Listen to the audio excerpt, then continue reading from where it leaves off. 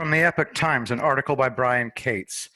August 20th, 2020. It's Durham 1, Mueller 0 so far. Ever since early 2017, when the Spygate scandal first began to surface, there has been intense speculation as to whether anyone would be held to account for attempting a coup against a duly elected United States president. And now, more than a year after U.S. Attorney General William Barr revealed that he had appointed U.S. Attorney John Durham of Connecticut to investigate how the Russiagate hoax was launched and sustained for so long, there's a conviction at last. It was reported on August 14th in the New York Times that former FBI lawyer Kevin Clinesmith had accepted a plea deal. Clinesmith pled guilty to a federal false statement charge, admitting to the judge he altered key evidence being used in the renewal of the FBI surveillance warrant on former Trump campaign advisor Carter Page. It's not clear at this point what, if any, agreement Clinesmith made to get this deal.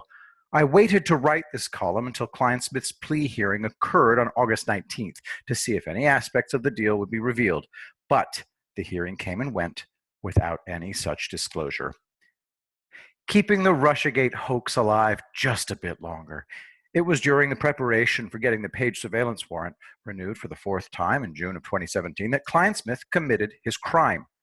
To sum up exactly what it was that Clinesmith did, here's a paragraph from the Department of Justice's official website. Quote, prior to the submission of the fourth FISA application and after individual number one stated publicly that she had assisted the U.S. government in the past, an FBI Supervisory Special Agent, SSA, asked Clinesmith to inquire with the OGA as to whether or not individual number one had ever been a source for the OGA.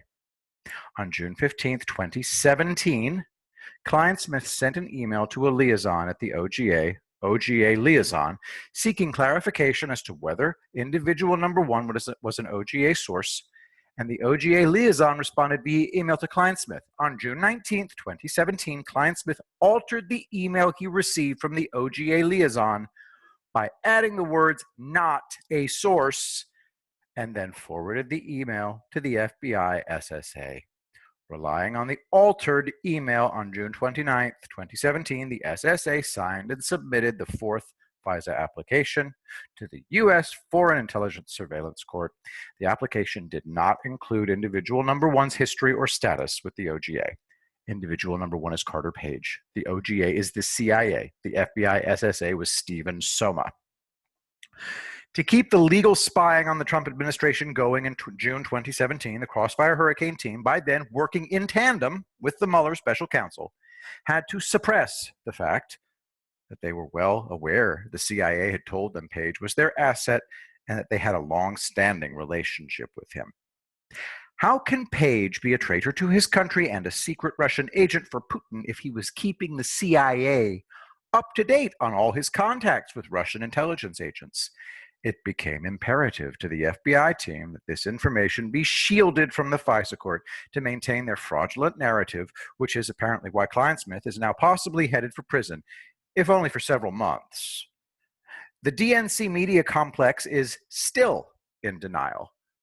What made the news of Clinesmith being Durham's first conviction so interesting to me is that the DNC media complex is still awkwardly refusing to accept the fact the ever-growing Spygate scandal is real after they've spent more than 3 years mockingly dismissing it as a desperate right-wing conspiracy theory.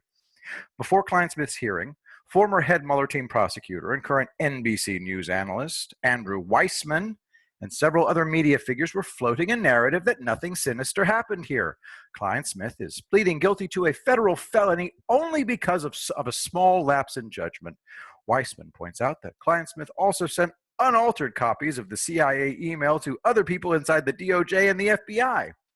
This attempted defense depends on accepting the premise that it was only Clinesmith who was aware that the copy of the CIA email being given to the FISA court had been materially altered.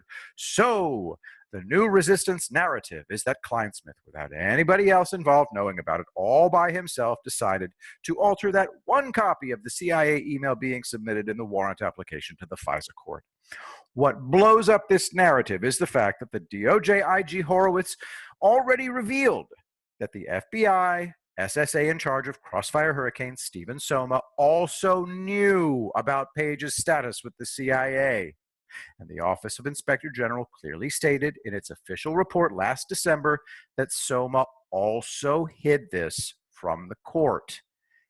In other words, Klein-Smith was far from alone in hiding this Carter Page CIA information from the court. At his plea hearing, Klein-Smith lamely offered the defense to the court that at the time he believed the CIA's official statement in the email that Page was their longtime source was not accurate, a belief that led him to correct the email before it was attached to the renewal application being sent to the FISA court. How many more Spygate indictments are coming? The Mueller Special Counsel's Office investigated for almost 2 years whether candidate Trump or anyone associated with him or his campaign colluded with the Russian government during the 2016 election. Mueller not only never convicted anyone of Russian collusion, but he also couldn't find enough evidence to sustain a single charge alleging any such activity. Now that we know who the lucky winner of the very first Russiagate indictment is, the question that arises is who's going to be the lucky winner of Durham indictment number 2? If I had to bet my own money, I would say it's Supervisory Special Agent Steven Soma. We'll have to wait and see. I'm betting very few of those involved in the Russiagate hoax are sleeping well these days. Brian Cates is a writer based in South Texas and the author of Nobody Asked for My Opinion, but here it is anyway. He can be reached on Twitter at DrawAndStrike. You can donate money in any denomination at paypal.me/drawandstrike. Thanks for listening, and remember, Planet Fitness likes to abuse the civil rights of the disabled.